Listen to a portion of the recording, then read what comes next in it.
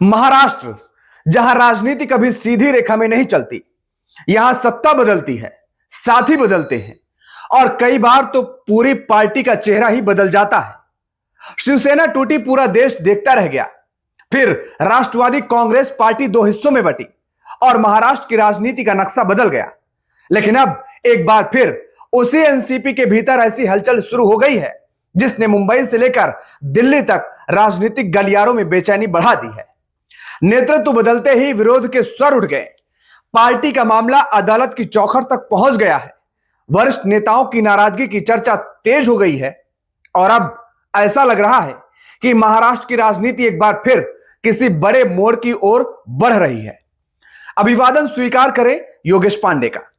आज की कहानी किसी चुनाव की नहीं, किसी गठबंधन की नहीं, बल्कि उस पार्टी की है जिसने पहले भी टूटकर महाराष्ट्र की राजनीति बदल दी थी और अब एक बार फिर उसके भीतर उठ रही हलचल पूरे राजनीतिक समीकरण पर असर डाल सकती है। दरअसल अगर भारत में किसी राज्य की राजनीति सबसे ज्यादा अप्रत्याशित कही जाती है तो वो है महाराष्ट्र, जहां राजनीति में कभी कोई दरवाजा पूरी तरह बंद नहीं होता और कोई रिश्ता हमेशा के लिए पक्का नहीं माना जाता। 2019 में सत्ता का ऐसा खेल हुआ जिसे शायद ही किसी ने सोचा था। फिर शिवसेना टूटी, फिर एनसीपी टूटी और अब एक बार फिर उसी एनसीपी के भीतर शुरू हुआ विवाद नई चर्चा का विषय बन गया है। अजीत पवार के निधन के बाद पार्टी के सामने सबसे बड़ी चुनौती थी नेतृत्व की।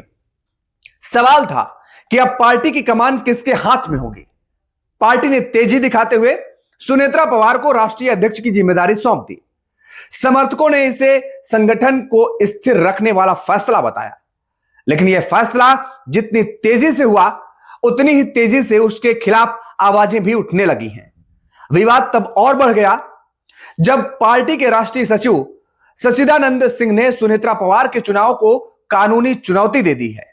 उनका आरोप है कि अध्यक्ष का चुनाव पार्टी के संविधान और तय प्रक्रिया के अनुसार नहीं हुआ और नए संगठनात्मक चुनाव कराए जाने चाहिए। यहीं से यह मामला सिर्फ एक नियुक्ति का नहीं रहा, बल्कि संगठन की वैधता और नेतृत्व की स्वीकार्यता का बन गया है।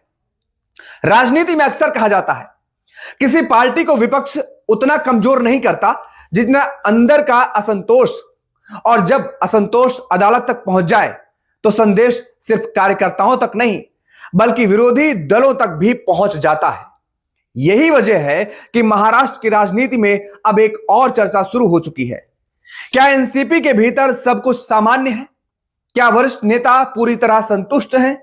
या फिर संगठन के भीतर ऐसी खींचतान चल रही है जो आने वाले दिनों में बड़ा रूप ले सकती है? दरअसल इस पूरे घटनाक्रम के बीच कई राजनीतिक रिपोर्ट में यह भी चर्चा की गई है कि पार्टी के भीतर सुनेत्रा पवार और पार्थ पवार का प्रभाव बढ़ रहा है, जबकि प्रफुल्ल पटेल और सुनील तटकरे जैसे वरिष्ठ नेताओं की भूमिका को लेकर सवाल उठ रहे हैं। प्रफुल्ल पटेल ने भी सार्वजनिक रूप से पार्टी में सुधारात्मक कदम उठाने की जरूरत की बात कही है। हालांकि यह भी सच है कि अभी तक किसी वरिष्ठ नेता ने अलग गुट बनाने का ऐलान नहीं किया, यानी यह कहना कि पार्टी टूट गई है तथ्यों के आधार पर फिलहाल सही नहीं होगा। लेकिन यह भी उतना ही सच है कि जब किसी पार्टी में नेतृत्व को लेकर कानूनी विवाद खड़ा हो जाए तो राजनीतिक संकेतों को नजरअंदाज करना आसान नहीं होता है। आप इतिहास में जाइए, याद कीजिए, शिवसेना ने भी शुरुआत सिर्फ मतभेद से हुई थी इस पार्टी में, फिर मतभेद असहमति बने, असहमति शक्ति प्रदर्शन में बदली और आखिरकार पार्टी दो हिस्सों में बंट गई। एनसीपी ने भी ऐसा दौर देखा।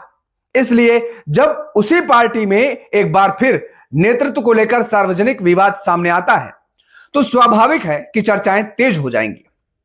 और अब इस पूरी कहानी का सबसे अहम किरदार को समझ लीजिए जरा, क्योंकि शरद पवार भले ही मौजूदा संगठन अलग रास्ते पर हो, लेकिन महाराष्ट्र की राजनीति में शरद पवार का प्रभाव आज भी बेहद मजबूत माना जाता है। उनके एक बयान का असर कई नेताओं की रणनीति बदल सकता है। उनकी एक राजनीतिक पहल कई समीकरण बदल सकती हैं।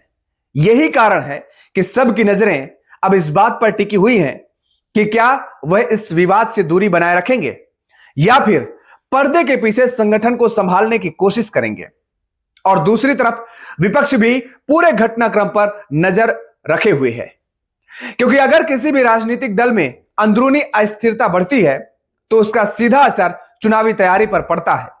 संगठन का समय जनता के बीच जाने में नहीं बल्कि अंदरूनी विवाद सुलझाने में खर्च होने लगता है। फिलहाल सुनेत्रा पवार के नेतृत्व को कानूनी चुनौती मिल चुकी है। पार्टी के भीतर मतभेद की चर्चा खुलकर सामने आ चुकी है और अब सबकी निगाह इस बात पर है कि नेतृत्व इस संकट को कैसे संभालता है।